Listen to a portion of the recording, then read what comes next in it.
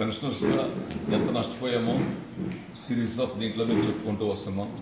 కానీ ఒక పెన్షనర్స్, ఉద్యోగస్తులు, టీచర్స్ అనే కాదు, కంటింజెంట్ ఎంప్లాయీస్ కావచ్చు అందరూ కూడా బాధితులే. అన్నిటికంటే ముఖ్యంగా ప్రతి పర్సన్ కూడా ఇవాళ ఆంధ్రప్రదేశ్లో బాధింపబడిన వాళ్ళే. ఎందుకంటే 2014 నుంచి 19 వరకు ప్రజలు ఎంత సంతోషంగా ఉన్నారు, అదే రకంగా 19 నుంచి ఇప్పటి వరకు ఏ రకంగా బాధపడుతున్నారో మీ అందరికీ తెలిసిందే.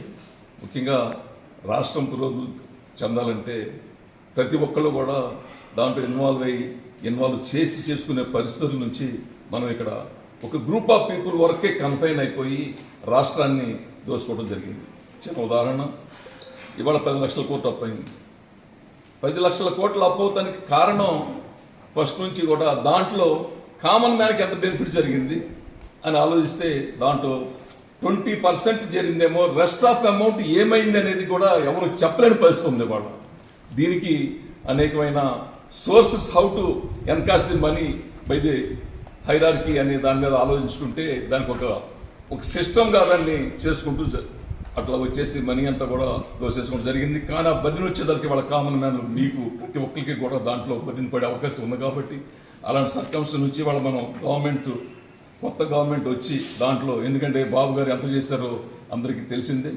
ఇలాంటి పరిస్థితుల్లో మనం అందరం కూడా కలిసి తెలుగుదేశం, జనసేన, బీజేపీ ఉమ్మడి అభివృద్ధులు ఎవరు ఉన్నారో వాళ్ళ క్యాండిడేట్స్ అందరినీ కూడా మనం గెలిపించుకుని, పర్టికులర్గా ఇక్కడ ప్రసాదరావు, హనుమంత్ రెడ్డి గారు మీ అందరూ ఎంత చేశారో, ప్రతి కార్యక్రమం కూడా పాల్గొంటూ వచ్చారు. ప్రసాదరావు చాలా ఎక్స్పీరియన్స్ దీంట్లో, అడ్మినిస్ట్రేషన్ దీంట్లో. ఇవాళ లిమిటెడ్ బ్యూరోక్రాట్స్ దీంట్లో వాళ్ళు తల ఉంచినందువలన వాళ్ళ రాష్ట్రం అధోగతి పాలైంది. జనరల్గా ఇవాళ మనకి ఒక క్యాడర్ ఆఫీసర్, ఐఏఎస్, ఐపీఎస్ అంటే custodian, almost they responsible to the public.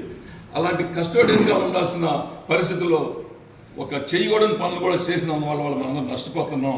అలాంటి ఫ్యూచర్లో జరగకుండా, ఎందుకంటే ఎక్స్పీరియన్స్ అందరూ ఉండాలి కాబట్టి వాళ్ళు చూసుకుంటారు.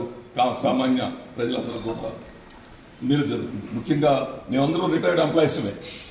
మా అందరం పిల్లలు సెటిల్ అయిపోయారు, అందరూ బాగుంది. వాట్ ఎవర్ కమింగ్ జనరేషన్ వాళ్ళకి వచ్చేదానికి మనం ఏం చేయాలి, ఏం చేయగలం అనే దాంట్లో ఇవాళ పరిస్థితి ఇదే కంటిన్యూ అయితే ఏమీ చేయలేము. అందరం కూడా ఏదో కనీసం కూలి చేసుకుందామంటే కూడా దొరకని పరిస్థితుల్లో మనం ఉన్నాం. కాబట్టి దాని నుంచి డెవలప్మెంట్ చేసుకోవాలంటే, స్టేట్ డెవలప్ అయితే ఉద్యోగాలు వస్తాయి, దానికి అనంతరం రాష్ట్రం బాగుపడుతుంది. కాబట్టి ఆ లైన్లో మేమందరం కష్టపడుతున్నాం. అదే రకంగా ప్రతి ఒక్కళ్ళు కూడా ఇవాళ, ఎందుకంటే ఏదో వచ్చి ఓటేయండి అనగానే ఓటేయండి కాదు, మనం ఓటేసి 10 మందితో ఓటేయించి ఇవాళ ఎంతో ఎఫిషియెంట్గా పనిచేసిన నారా చంద్రబాబు నాయుడు గారి ఆధ్వర్యంలో అందరినీ కూడా గెలిపించి వారిని సీఎం చేసి మళ్ళా మనం రాష్ట్రాన్ని మనం పునర్నిర్మించుకోవాలని చెప్పేసి అని కోరుకుంటూ సమర్పిస్తాం. ఈరోజు ఉద్యోగస్తులు, విశ్రాంత ఉద్యోగస్తులు ఇరువురు కూడా ఎప్పుడూ లేని విధంగా 2019 నుంచి జగన్మోహన్ రెడ్డి ముఖ్యమంత్రి అయిన తర్వాత వాళ్ళని ఒక శత్రువులాగా చూస్తున్నాడు. అంటే వాళ్ళు కూడా మన తోటి మనుషులే, వాళ్ళు కూడా ఎంప్లాయీస్ అనేది రాష్ట్రానికి అభివృద్ధికి దోహదపడుతూనే ప్రభుత్వం నుంచి జీతం తీసుకునేటువంటి వాళ్ళు, దానిపైన ఆధారపడి బతికేటువంటి కుటుంబాలు.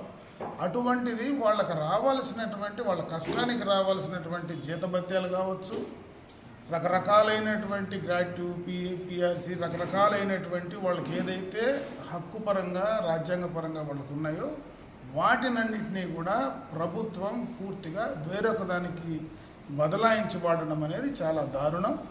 వాళ్ళు కూడా ఈరోజు రోడ్డు పైన పడి ఆ కుటుంబాలన్నీ కూడా ఇబ్బందులు పడుతూ ఉండేది రాష్ట్ర వ్యాప్తంగా అందరికీ కూడా తెలుసు. ముఖ్యంగా ఏదైతే ఈరోజు ఉద్యోగస్తుల పైన గతంలోనే జగన్మోహన్ రెడ్డి గారు అధికారంలోకి రావడానికి ప్రధాన కారణం ఈ ఉద్యోగస్తులే. గత ఎన్నికల్లో ఆ రోజు ఉద్యోగస్తులందరూ కూడా మాకేదో మేలు జరుగుతుంది, ఇంకా ఎక్కువ ఈ ప్రభుత్వం వచ్చిన తర్వాత ఇంకా ఉపయోగం ఉంటుందనేటువంటి ఆలోచనతో చేయడం, ఈరోజు అధికారంలోకి వచ్చిన తర్వాత అన్ని రకాలుగా మాట తప్పడం. ఈరోజు ఏదైతే ఈ అధికారంలోకి రాకమునుపు జగన్మోహన్ రెడ్డి గారు నేను సిపిఎస్ రద్దు చేస్తానని చెప్పాడు, అది చేయకపోవడం, రకరకాలుగా ఉద్యోగస్తులను వేధించేటువంటి కార్యక్రమాన్ని, అదేవిధంగా కొంతమంది బ్యూరోక్రాట్స్ అంటే పెద్ద లెవెల్లో ఉండేటువంటి అధికారులందరూ పోలీసు వ్యవస్థలో ఉండొచ్చు, రెవెన్యూ వ్యవస్థలో ఉండొచ్చు, రకరకాలైనటువంటి వ్యవస్థలో హయ్యర్ అథారిటీస్ అన్నీ కూడా వాళ్ళ స్వలాభం కోసం పూర్తిగా రాష్ట్రంలో ఉండేటువంటి ఉద్యోగస్తుల్ని అందరినీ కూడా అన్యాయం చేసేటువంటి పరిస్థితి ఉంది.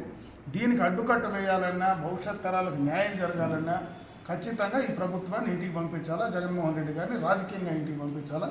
ఒక అనుభవం కలిగినటువంటి వ్యక్తిగా చంద్రబాబు నాయుడు గారిని, ఒక విజన్ ఉండేటువంటి వ్యక్తిగా చంద్రబాబు నాయుడు గారిని మళ్ళీ అధికారంలోకి తీసుకొస్తే ఈ యొక్క వ్యవస్థలన్నీ కూడా సరిదిద్దడానికి అవకాశం ఉంటుందనేది ఆలోచించుకోమని చెప్పి నేను యువతకు, అదేవిధంగా ఉద్యోగ ఉపాధ్యాయులందరికీ కూడా తెలియజేసుకుంటాను.